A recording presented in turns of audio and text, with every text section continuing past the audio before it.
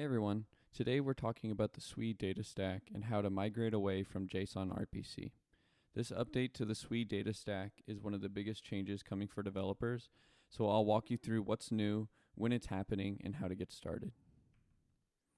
Let's take a look at how this transition will unfold. Right now, gRPC is in beta and GraphQL RPC is available in alpha.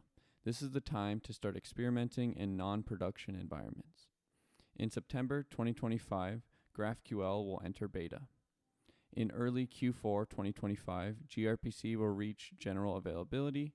That's when the JSON-RPC deprecation countdown officially begins. From that point, developers should be planning their production cutover to gRPC or GraphQL. By the end of 2025, GraphQL RPC will reach general availability, providing developers with a second fully supported interface. And finally, by April 2026, JSON-RPC will be completely shut off. From then on, gRPC and GraphQL RPC will be the standard interfaces for accessing SWE data.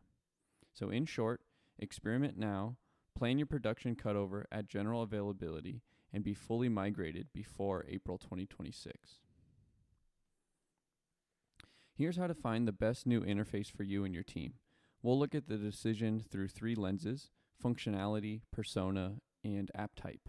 These aren't strict categories. The right path depends on the capabilities you need, your team's comfort, data retention needs, and the performance and cost trade-offs.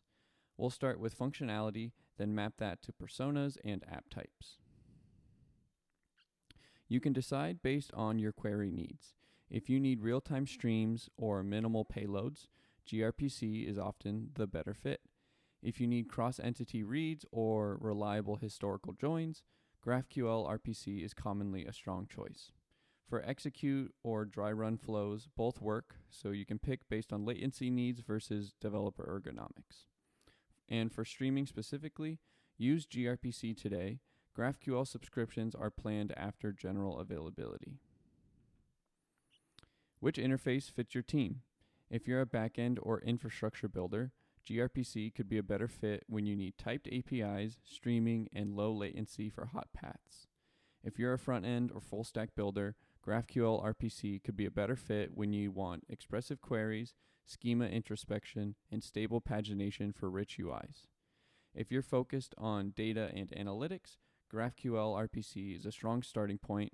Move to a custom indexer when you need longer retention or bespoke aggregates. Let's map that to app types. For DeFi infrastructure, bots, and market makers, choose gRPC. Speed and streaming are critical. For marketplaces and dashboards, choose GraphQL RPC. You'll join diverse data in a single clean query. For analytics and research tools, start with GraphQL RPC and add a custom indexer as your KPIs and history needs grow.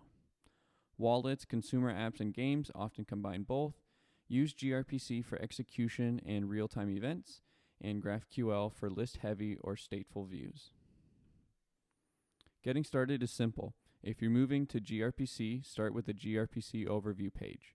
It's the fastest path for backend and infra builders, showing you how to get connected, test requests quickly, and take advantage of streaming and performance out of the box. If you're moving to GraphQL RPC, head to the GraphQL guide. It makes it easy to try queries right away in the online IDE and walks you through the best practices for building expressive, UI-friendly queries. Both links are on screen here and in the description, so you can dive in and start experimenting today. After you pick your API, choose how you'll access it.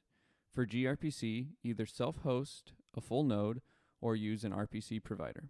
For GraphQL, you can consume an entire hosted service or take a hybrid approach where you host the GraphQL and database and rely on a provider for full nodes and archival.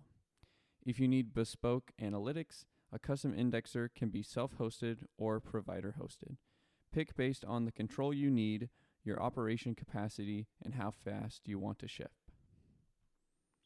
For most developers, gRPC or GraphQL RPC will cover everything you need. But if you're building custom analytics, need longer term retention, or specialized searching, that's when you'll want to set up a custom indexer. To learn more, visit the Custom Indexer docs page linked on the screen and in the description. To wrap up, remember that JSON-RPC will be turned off in April 2026.